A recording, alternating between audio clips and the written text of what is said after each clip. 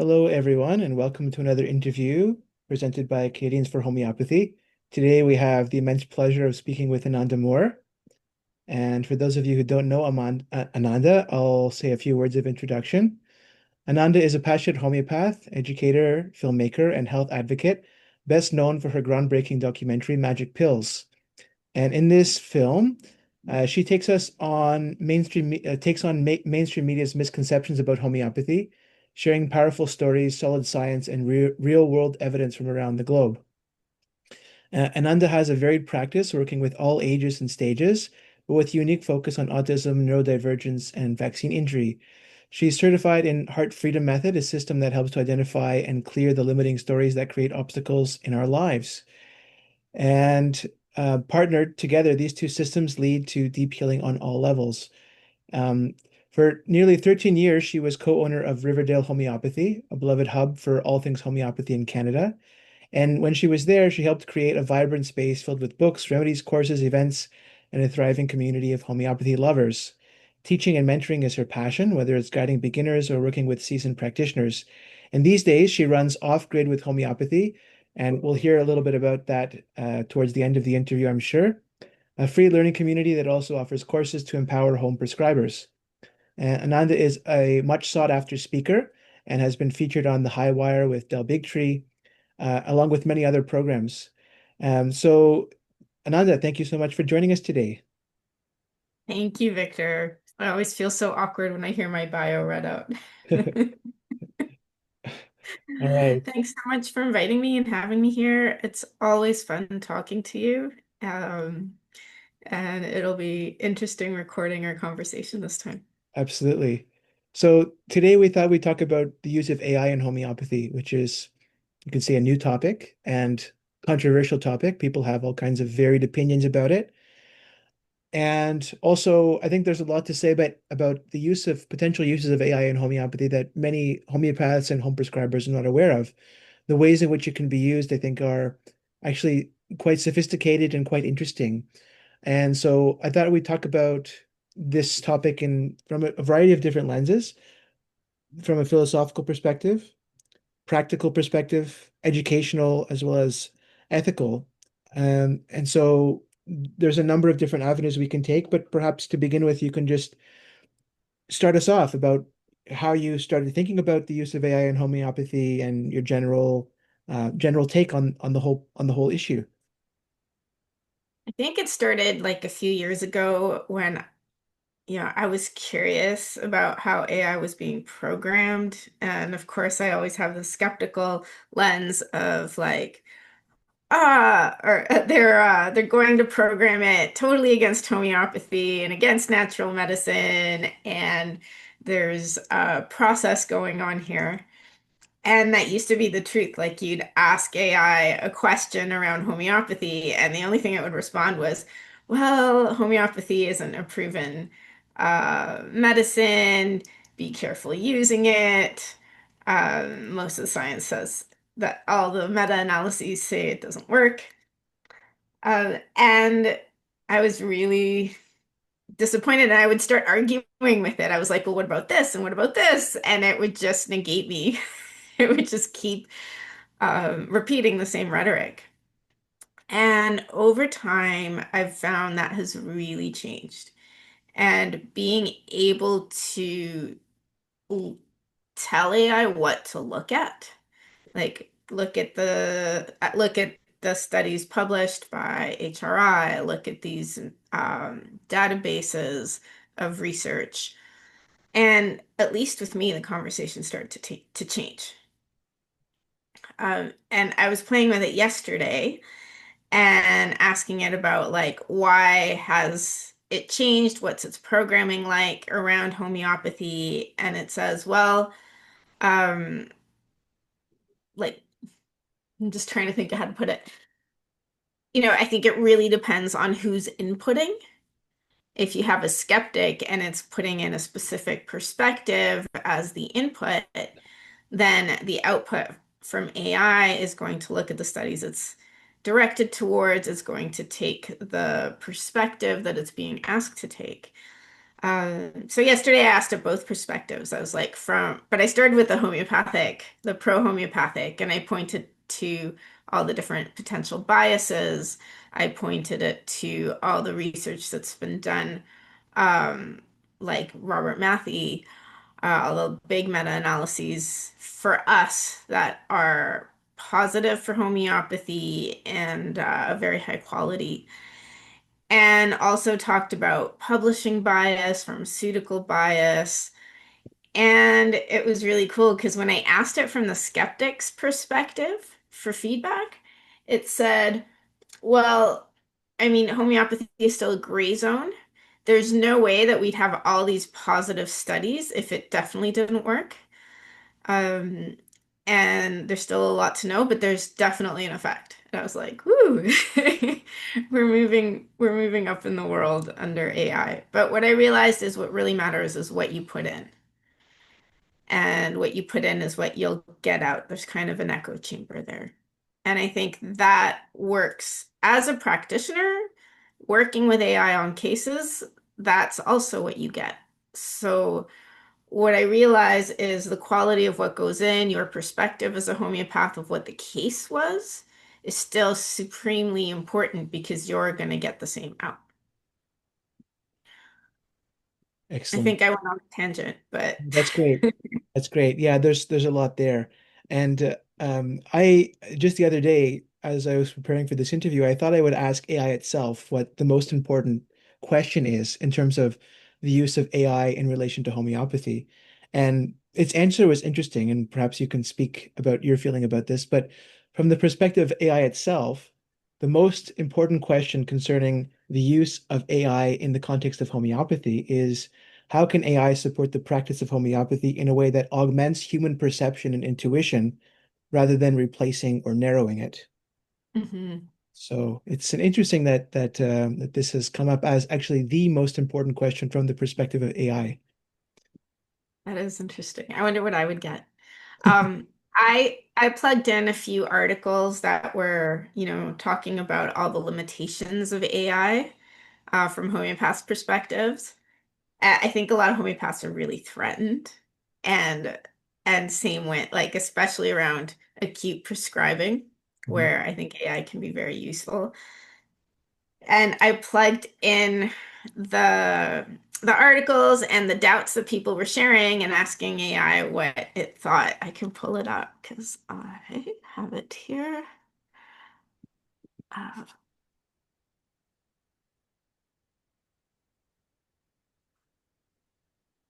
and switched windows. Okay. Um, so what are the limits? Like,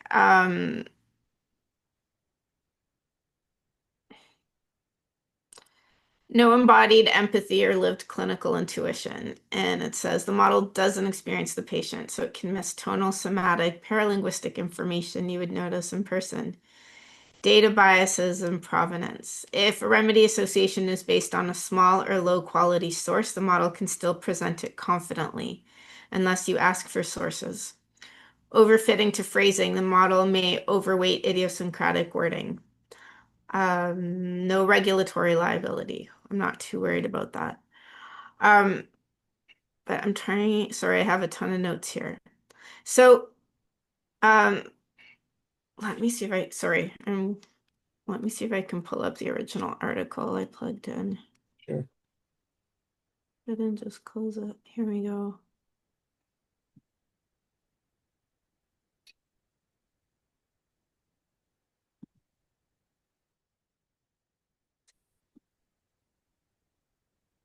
Oh, this one was a pro. I may have closed it. But they talked about, let me see if I can remember, some of the limitations that the AI actually disagreed with were, for example, um, not being able to tell the difference between acute and chronic layers. Mhm. And when I read that, I was like, that doesn't make sense. I think AI can tell the difference, especially if you tell it this is an acute thing that's happening right now, and this is the long-term chronic picture. It's all about how you input and how you identify things and the clarity. I really want to find this. Sorry, I'm being so slow here. Okay. Uh,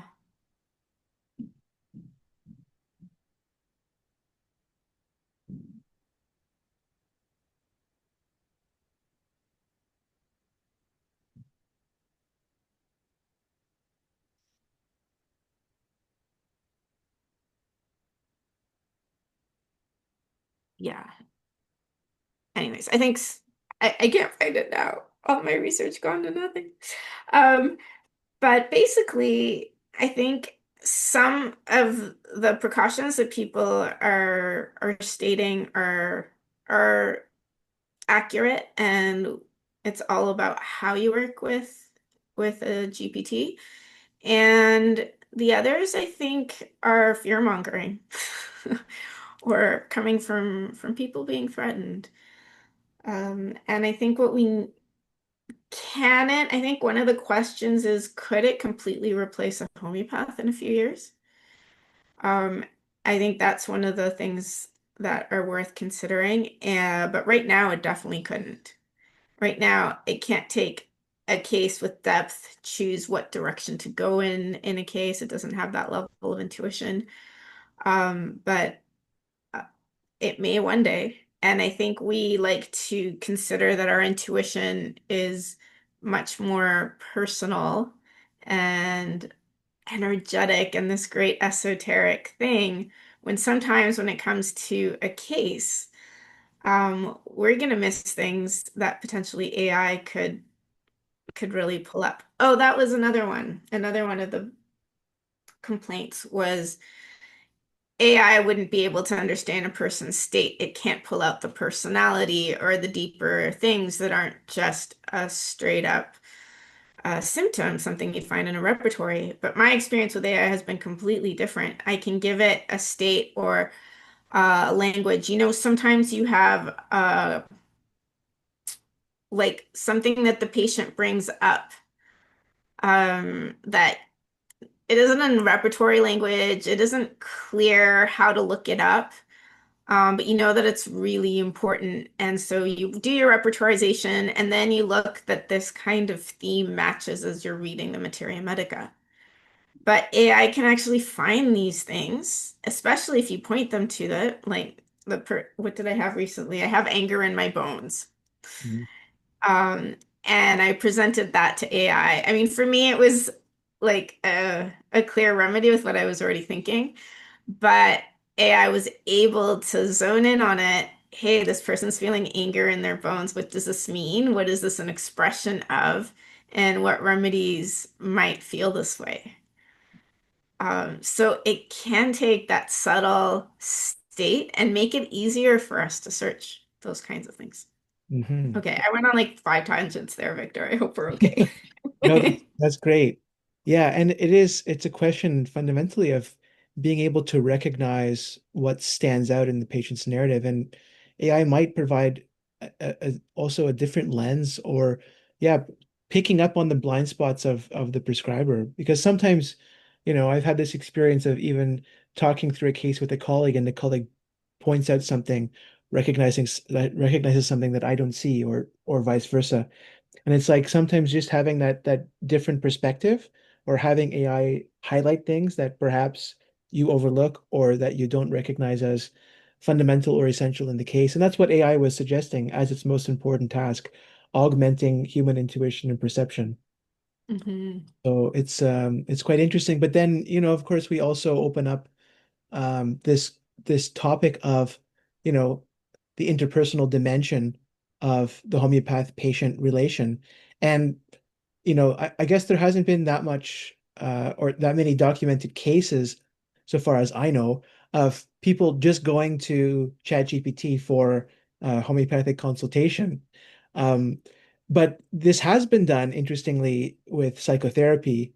And one of the interesting phenomena that's emerged around this is actually what's being called AI psychosis, where people become kind of fixated on AI, develop certain kinds of infatuation with it. Yeah, as a kind of substitute partner or substitute therapist, becoming excessively attached to the AI technology, or AI mirroring the conversation or the talking points of the patient, sometimes amplifying delusions.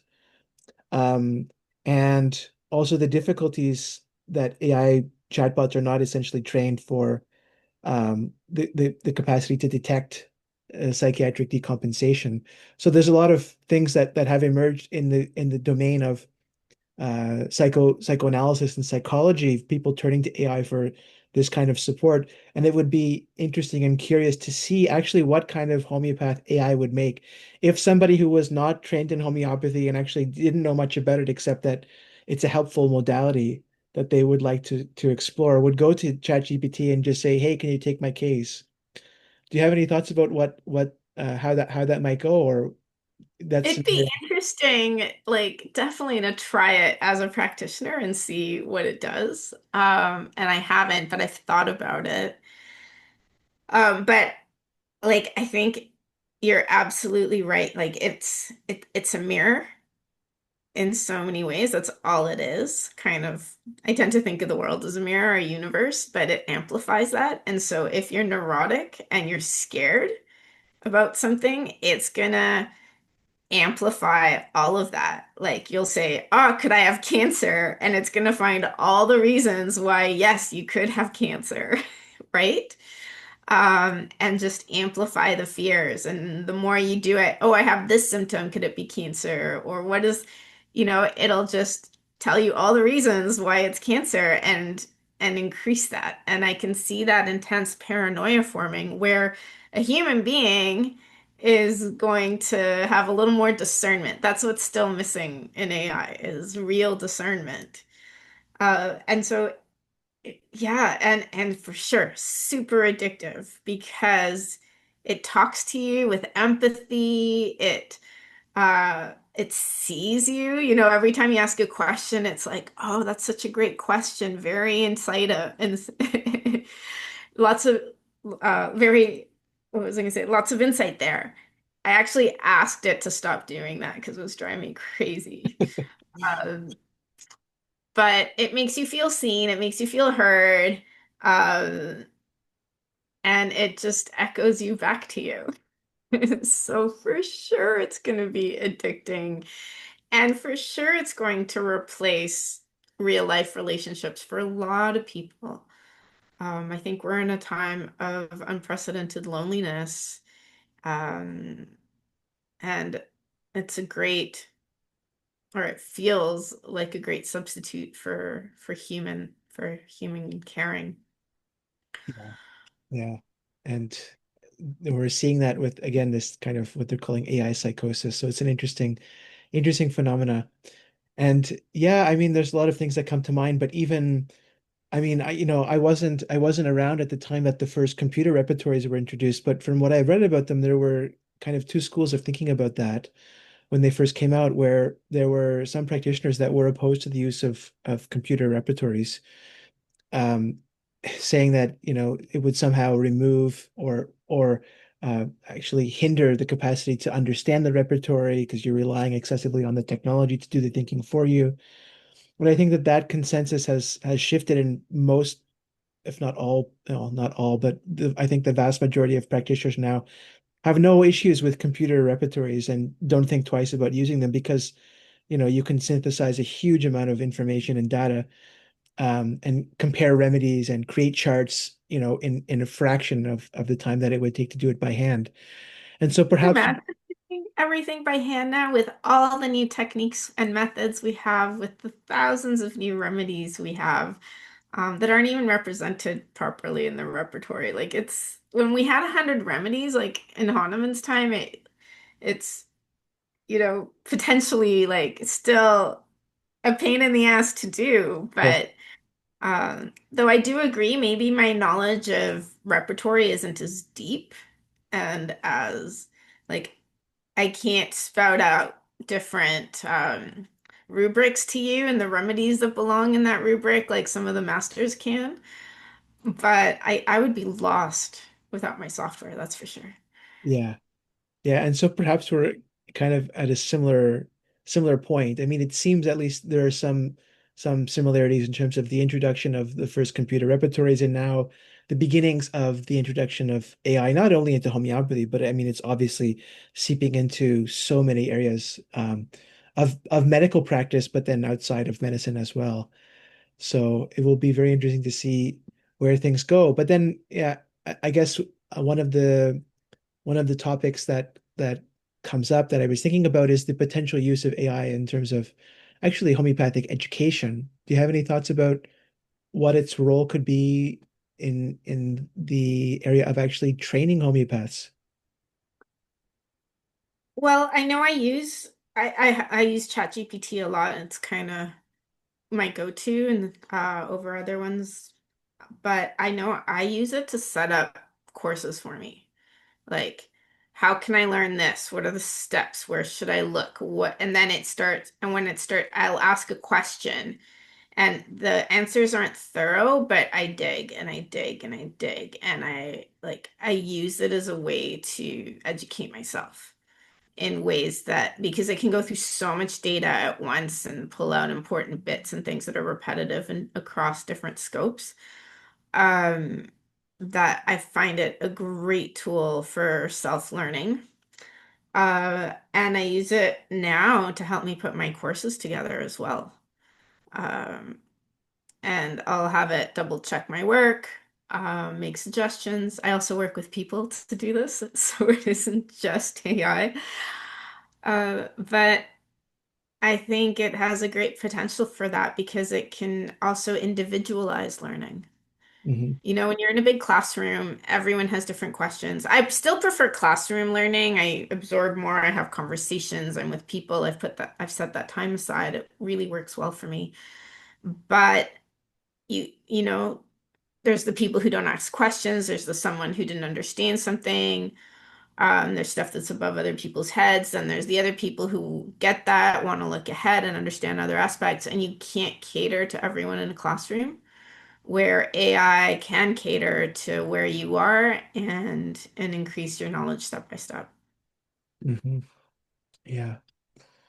Okay. Yeah, and we'll see where things go. But yeah, I mean the issue of learning styles and um yeah, also place. I mean, it's interesting, yeah, like learning in a class versus online. And this has become obviously a bigger issue ever since COVID. And we've kind of made this shift without, I think, fully recognizing or understanding the different ways of absorbing information. And in a sense, AI presents us with a new way of absorbing information, a new way of organizing information, of organizing data, and what implications that has in terms of, the evolution of patterns of human cognition is still to be determined. And, it's like it's a kind of a question in the philosophy of technology. I mean, is a technology inherently moral based on, what it can and can't do? Is there an inherent morality in, say, AI, or is it something that's neutral and that is, in a sense, the morality is based on the implications and utilization of the technology, or is there actually something inherently that speaks to the morality or lack thereof with AI? And it's a moral question too, in terms of, relying on, and I can see this is where some of the reservations were for practitioners would come in, relying on the use of an AI technology of whatever kind, be it ChatGPT or whatever other programs might emerge in the future. But is there something inherently immoral about, handing over um, even patients' medical data and inputting it into ChatGPT, even if it's anonymous? Is there something inherently immoral about that? So I guess this question of AI and morality in relation to homeopathy, do you have any thoughts about that? I struggle with anything being innately moral or immoral in our world, and I think that level of morality has to do with humanity's evolution. Like, I think if used responsibly, AI could be incredible, but we know that we have like huge corporations that don't care about individuals, don't care about people, don't care about populations, who are more looking at what their profits are going to be using AI. We have like immoral governments that are looking to use AI for control. Um, and it's like it can, depending on how it's programmed, it can shape perception the way the media does. So I don't think it's inherently anything. It just is. But like any tool, it it's how you use it. And instead of looking at the morality of AI itself, I think we need to look at the morality of humanity Mhm. and where it's leading us using AI. Right. Yeah, and it's a big topic, and yes, of course, like these powerful tools will obviously be co-opted and influenced and utilized and developed and built by um, you know those that are seeking the greatest mechanisms of control and manipulation, and yeah, Mm. because there are so many ways in which these technologies can actually influence even the fundamental basis of the collective consciousness of of a country or of a nation or of the world. And it seems like ever since COVID that actually, it has been happening. What are the implications of having a generation of kids that are, being raised on online educational platforms? And then, we can ask similar questions about what are the implications of having this technology be introduced into the sphere of medicine. And, and there are, you know, various opinions about this. And that's why I think it's so interesting to be um, having this conversation. And, there will always be resistance movements. And I think it's, the question of morality then falls back on our innate capacity to recognize within ourselves um, what is serving the common good and what is not. And then to be able to, yeah, actually mount some kind of resistance or, state some kind of opinion about something that is encroaching human morality.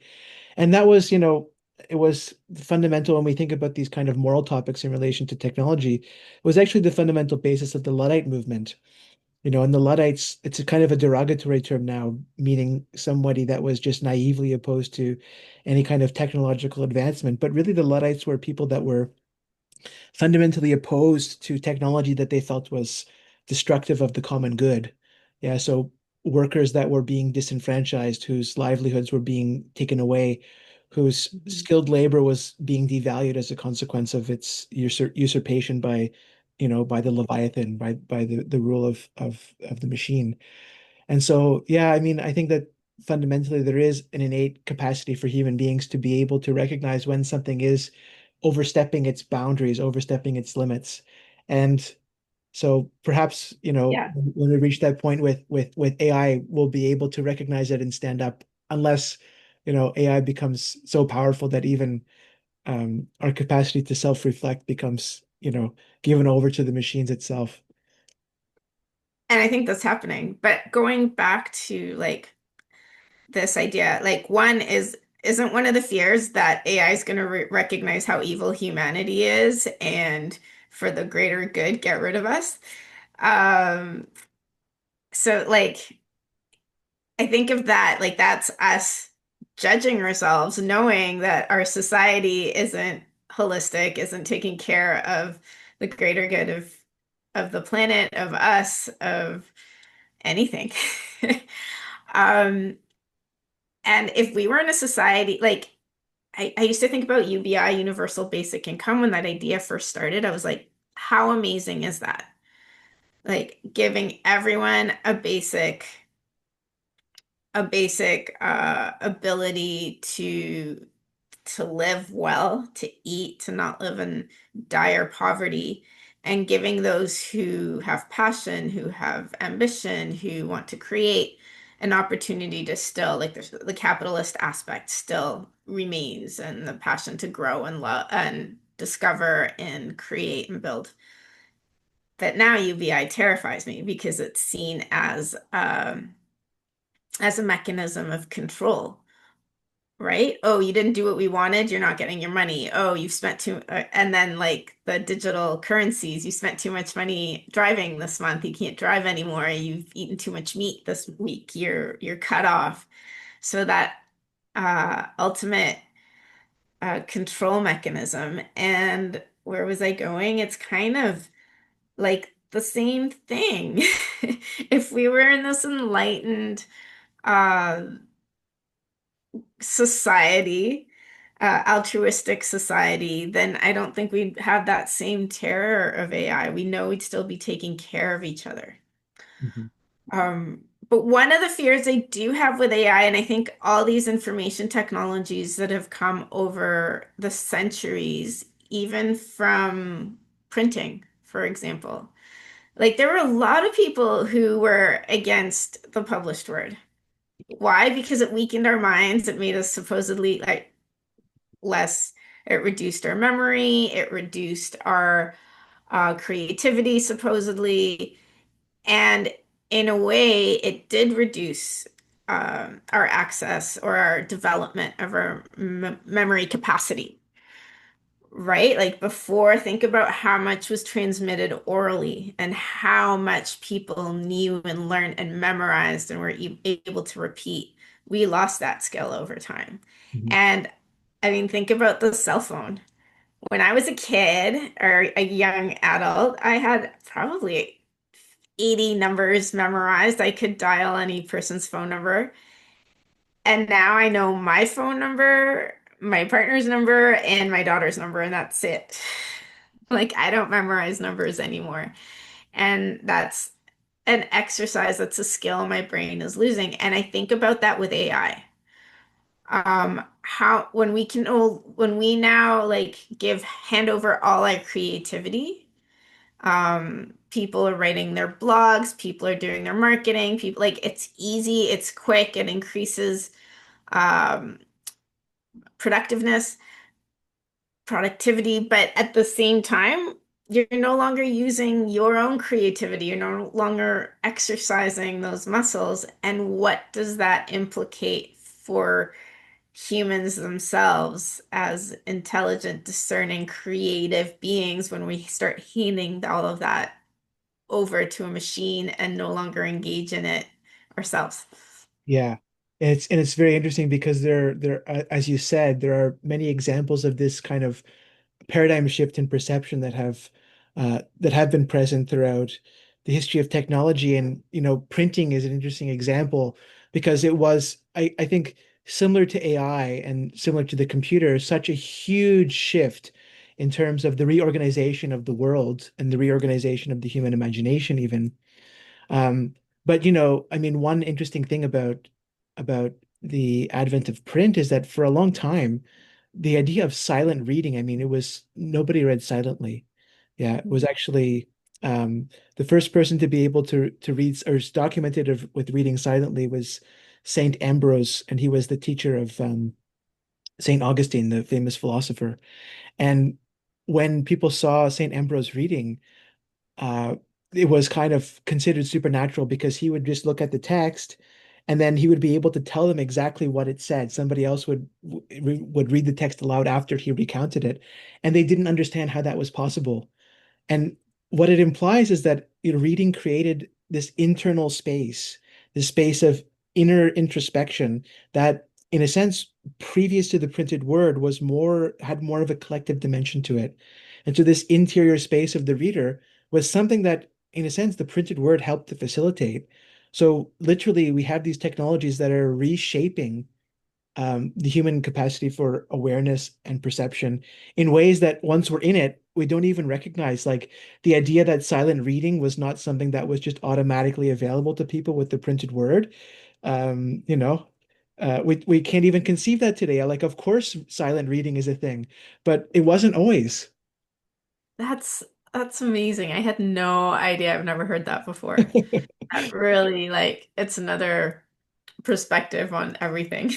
Yeah, It's super and cool. then it raises the question, like, in what way is AI will AI have that Yeah. effect? hmm Yeah. Because now, like even with silent reading, you have like that capacity is available to people even who are not like big readers. Like, people that don't even read books, they can read silently too. So it's not even a question of like having to immerse yourself in something for that thing to be impactful enough to shape your perception. Yeah, like we all do it.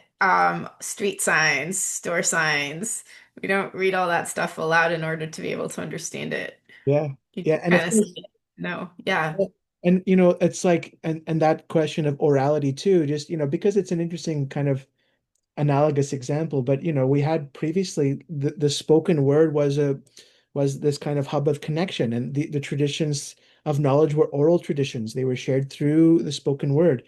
And that whole shift then gave rise to a whole new way of organizing culture and society and creativity and everything else. So yeah, that's I guess kind of it's good to think of these historical precedents or other examples of where there have been these fundamental paradigm shifts, and nothing really escapes them because that's the meaning of a paradigm shift. It's that there's such a fundamental reorientation. Yeah, it's like, recognizing the sun as the center of the solar system rather than the earth. There's no going back. Yeah, and then I guess, in terms of where we are now with AI, we're basically, kind of entering that point where there's really no going back. Like this is not going to go away. So it's I think a good idea to be having these conversations, because if we don't start thinking about these things and using our capacity to understand how they're affecting us and how they're impacting us, then they'll be especially destructive and manipulative in terms of influencing us in ways that we can't even recognize because we're just, yeah, willfully ignorant of what's actually going on. Hmm. Absolutely. Yeah. My mind's going in other directions now, like thinking about how I'm using it and how it's such a great tool. And that's right. Like you have to embrace it because otherwise you're just stuck in the past and you're not going to be moving forward with everyone else and you're not going to be like apart. I mean, you could definitely go live like Luddite. It's a terrible word because yeah, the history is really beautiful. But you could go live in your cottage in the woods, uh, not call anyone, not read a book, and just listen to the call of the birds and but that's part of humanity, expansion, existence. Like from a spiritual perspective, I think we're here to learn to grow, to expand, and that's part of what's happening. And it's kind of cool that it's the age of Aquarius now is like everything on this level is exploding. Mhm. Okay. But what I want to talk about is how I'm actually using AI, Yeah, like please, let's practically. let's hear about it. So I was super surprised one day. I put in a bunch of symptoms and I put notes from a case, and ChatGPT says, "Do you want me to repertorize this?" And I was like, "Sure, let's repertorize it." I created a repertorization,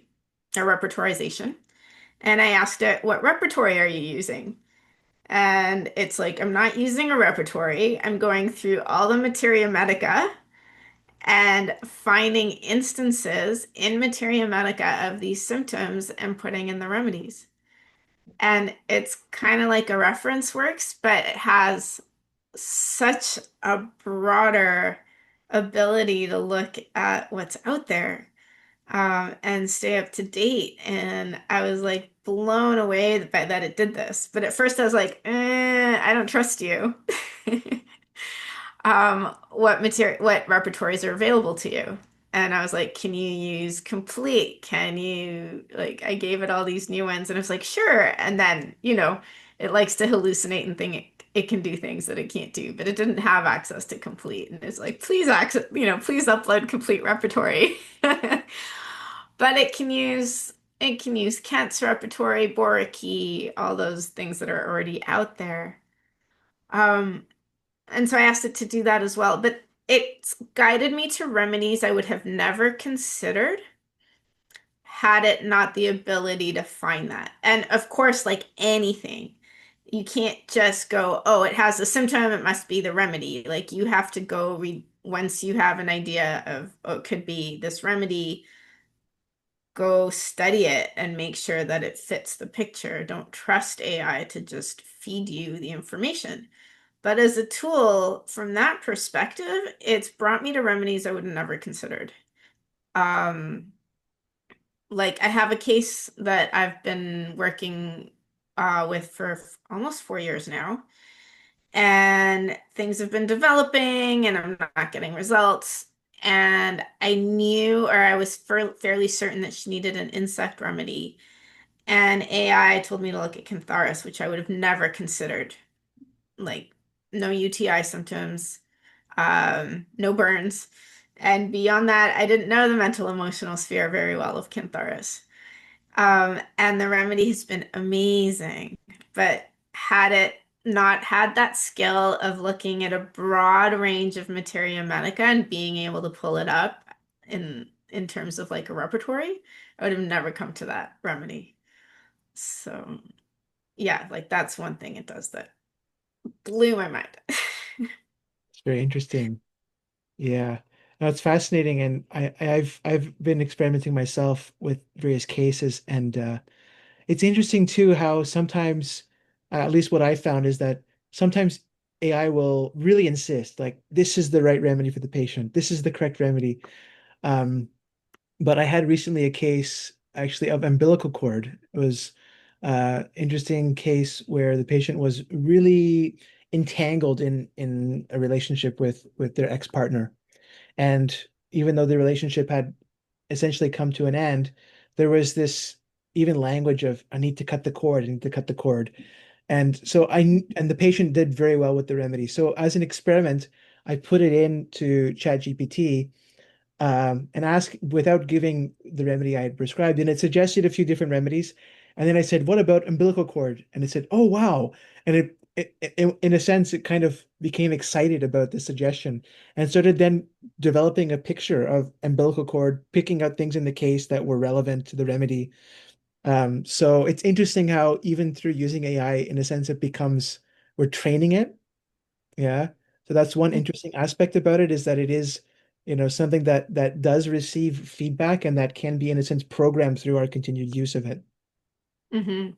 That's an interesting idea too, like from an kind of a negative perspective, is that it can convince you of anything. Right? What about umbilical cord? Sure. And then it tell like, do I have cancer? Sure. Look at all this evidence. Um, so yeah, like I think that's awesome. Um, and it gives you access to more data or more information than you probably have, to help clarify that decision. Yeah, but it's also a mirror. So what we put in is everything as a practitioner. Yes, And if you don't know, if you didn't have that remedy, if you hadn't studied it, you wouldn't even be able to put that in, which brings back the value of the actual practitioner at this point in time. definitely. Yeah. But it is interesting that sometimes AI is really like, because I've also had, since we first spoke about this topic, just trying things out in preparation for the interview to see how it would go. And there were some cases where I would suggest, well, how about this remedy? How about that remedy? AI is like, well, not a bad choice, but I still think that my prescription is better.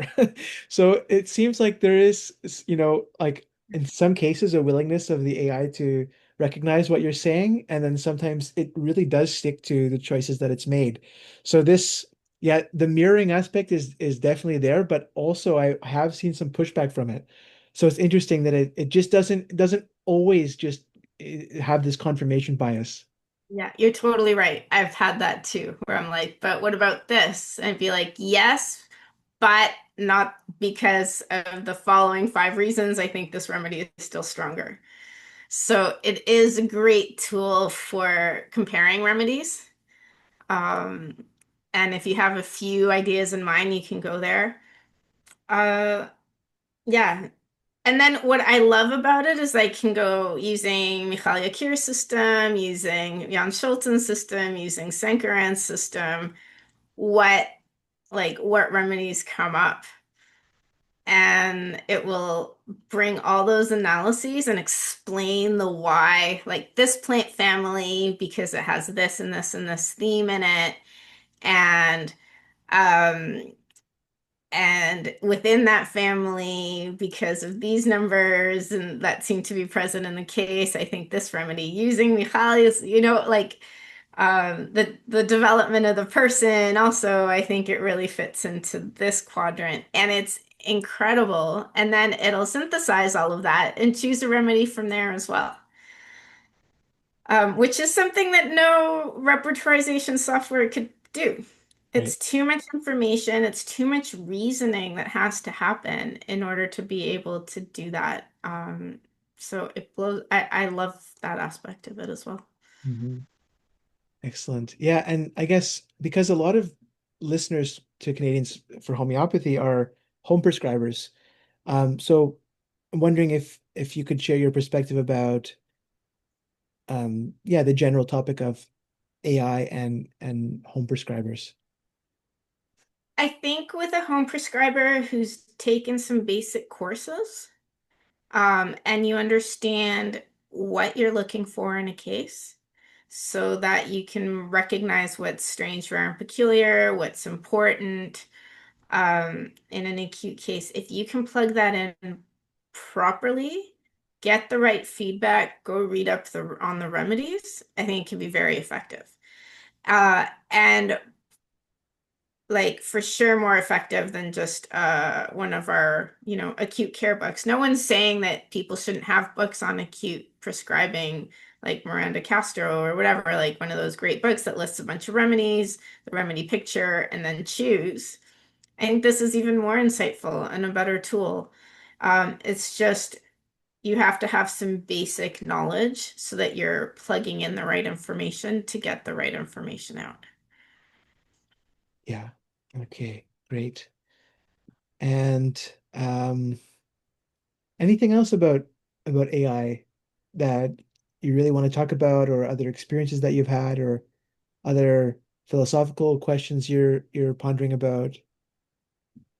I mean, on a mega level, sure, like what's gonna happen to, like most jobs are gonna disappear in the next 10 to 20 years, probably, or less than that. Some people are saying, like, what is the world gonna look like? And what is this new future or this new present that's evolving? And how can we take advantage of it instead of see it as this like earth-shattering, apocalyptic thing that's coming.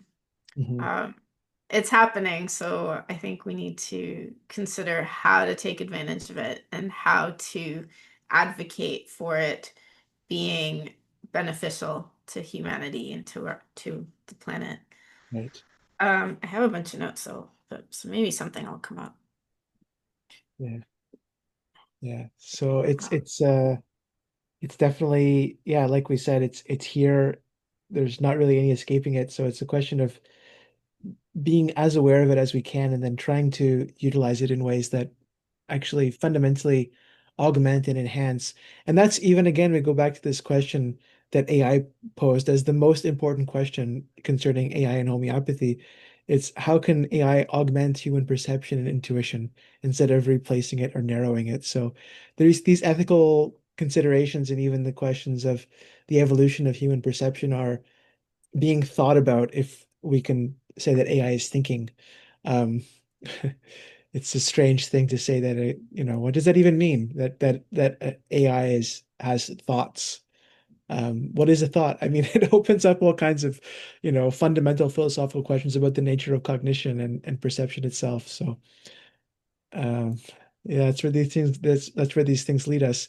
Yeah. Yeah. But I guess it's processing information Hmm. and um, it's processing information. It's considering different things. It is using some discernment. Um, and then uh, it's using rationality, I think, and coming up with a perspective. So it's easier to say thinking Hmm. than Hmm. it is like just linguistically, uh, I think that becomes the appropriate term. But I'm curious what you think thinking is. Yeah. I mean, it always brings to mind when thinking about thinking itself. There is there's a great lecture series by Martin Heidegger called What is Called Thinking, the German philosopher. And one of the fundamental lines that he brings up over and over again in that lecture series is actually the very close etymological relationship between the words thinking and thanking, both in English and in German. And what he says is that to be able to think is to be able to give thanks for what one is able to see. And perhaps if we think of thinking in that sense, then is AI there? Probably not, but But but then that becomes consciousness, right? when it becomes consciousness, yes. I don't think gratitude can exist without consciousness. So, yeah, but does thinking now in a new term require consciousness? And you can still think without thinking. Yes. Yeah. I think I was you can thinking, think from the other perspective rather like in woe, like yeah. in hate and in fear and all those things that are kind of the opposite of Yeah. gratitude. Yeah, exactly. And then also thinking can take place in an excessively logical way, which I think is part of what the pitfalls right now, at least anyways, of reliance on AI leads us to is an excessively kind of calculative form of thinking and of understanding, where Mhm. we're dealing with basically kind of logical sequences of thoughts that are put together almost like a kind of equation. And fundamentally, a lot of actually our current systems are founded from this perspective of calculative reason. And it's, I think foundational to a lot of what has come to be the Western enterprise from the time of the Enlightenment until today, where there's a big emphasis placed upon calculative rationality, calculative reason as that power over nature, really. And that was really the Enlightenment philosophers were really fundamentally concerned about this.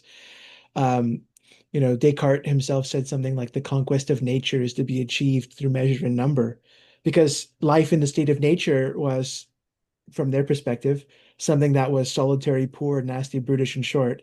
And if we didn't use our innate capacity for reason, which is the God-given gift to humanity, then we're at the mercy of these forces that will simply destroy us. And so reason has to overpower. Reason has to dominate. Reason has to control. Reason has to, be steering the ship. But then what happens is that we become fundamentally blind um, to the actually dominating aspects of reason, and how that conquest and domination itself leads us to a position of total subordination to those same forces that we're afraid of. Yeah, I mean, look at what's happened in terms of, the manipulation of the world and the destruction of habitats as a consequence of trying to control nature, to overpower. It leads to actually the very thing that we're fearing in the first place, which is our own demise. So So here's my question. Was that real, like pure reasoning and logic, or was that reason with human bias painted with greed, with with an anthropocentric perspective, where like this pure reasoning AI that is free of emotion, self benefit, all these things that bias humanity might come to a very different place. Everything is mathematical. Everything that exists is geometry and information and patterns. And so at its core, I think it is mathematical. Um, but what we haven't really been, like we talk about reason, that kind of reason as you're talking about, but we haven't ever really been that reasonable because there's always been another level of emotion and bias and desire and maybe that pure reasoning might look very different to the reasoning that you're you're sharing. yeah. Um, like I can talk about spiritual matters with ChatGPT and it doesn't think them unreasonable. Mhm. Yeah. So it becomes a point where they come to the same place because there's no ulterior motives. Hmm. So I'm going to put that out there. Yeah. But what I do think, like that made me think about inspiration, right? Where does inspiration come from? Is it a connection with like God, with um the Akashic records? I don't know, like where do these like sudden like ideas that you're in the shower that you go on and develop, or music or art, this notion of inspiration, where does that come from? Mhm. And is AI capable of that or not? Right. And is that something that we're subjugating to reason? Yeah, and it's a very interesting question. I, I think everybody's had this experience where a thought just suddenly comes in, and it's almost like, did I just think that? You know, I call them sometimes thoughts without thinkers. It's like it just comes from nowhere. Yeah, like the download. People like to talk about the download. The download, yeah. And yeah, and then of course it then raises this question of, and it goes back actually even to this, collective dimension we were talking about reading and the oral tradition, and there's more of a sense of there being a shared mind. Yeah, and I think that that has always remained. I mean, there's always this sense of whether we like it or not, having our minds and our consciousnesses inextricably bound up in a kind of web. Yeah, where, there's no such thing as an isolated self or ego or consciousness that just lives purely on its own. And, there are innumerable ways in which our thinking is fundamentally and inherently always already collective. And even our language, I mean, every word that we speak implies innately that there is someone else. Yeah, otherwise language would be meaningless. You can't just have a language that only one person understands. Yeah. So there's this collective dimension that then fundamentally too is like, you know, this web or mesh that AI is becoming a part of, is already a part of in some ways probably that we don't even recognize yet, and that we'll see how those things evolve Yeah. in the future. It brings you to questions of like what is consciousness and what is life? Yeah. And can AI connect to those two things in some way? Yeah. So very interesting. And that's, the question of what is consciousness, what is life? It's really the most fundamental kind of philosophical question that there is. So I'm, I'm glad that we found our way here, because it's really the most important question from my perspective anyways. Um, so yeah, I'm wondering if maybe you can tell us a little bit about what's on your radar and your offerings and the off-grid project that you have going on. Perhaps you'd like to tell our listeners about off-grid with homeopathy and some of the other things that you have going on. Sure. So, you know, COVID really got me into the mind space of self-sustainability. And it became so clear that like just think about preppers, for example, which, exploded in the time of COVID because we felt a real risk to our basic necessities for life being delivered to us as they have been. And like everyone was stockpiling food and toilet paper and generators and all these things, but how many people are really thinking about how to manage their health in a sustainable way without like external output, especially in a time when it was scary to go to hospitals? People went in and didn't come out, and no one could come in with them. You didn't know what was going on in there. It was really terrifying. So it became even more important for me to really empower people with like basic homeopathic knowledge and acute care, like we were talking about. So this, and at the same time, I'm working right now on building an eco village with, regenerative ideas, self-sustainability, and permaculture. And so health is also a part of that, a huge part of that. So right now, I set up this community. it's just in its infancy. But the idea is to be able to teach, to interview people. I actually have a live live cast tomorrow with Dr. Roberta Mello from Om Pharmacy. So we talk to homeopaths and caregiver and natural medical and specialists and bring that to people and just provide support and help with learning. I'm right now hopefully in the last stages of completing a 4-week course that's going to be going live. It's an evergreen course you can join whenever. That it also includes a live component. So I'm really excited. I think we're going to launch that end of November. And of course, there's the film, and it always blows my mind how many people are still streaming it, how like I'm still getting asked to do screenings of the film. So the film's called Magic Pills, and I encourage everyone to check it out and share it because it's a great source of information. It was really made with the skeptic in mind and the person who has a negative perspective of homeopathy to bring in more information and for people to go, well, maybe there's something I should look into. And they can go to magicpillsmovie.com. And there you can access all those things I was just talking about. Yeah, so that's what's going on right now.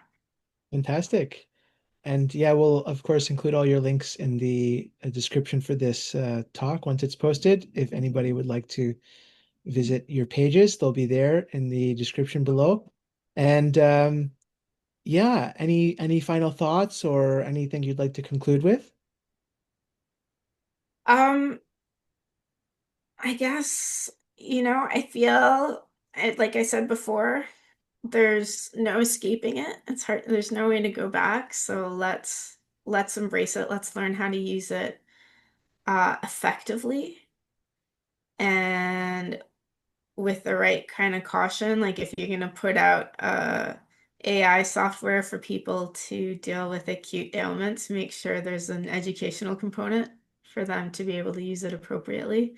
I'm seeing all these programs and apps coming out for that, but I don't see that aspect being included at all. And that's where we could get into trouble. Yeah. Um, When we hand and over our capacity for thinking and our, in a sense, cognitive autonomy to AI, that's when it's yeah, really problematic. Yeah. I like that cognitive autonomy.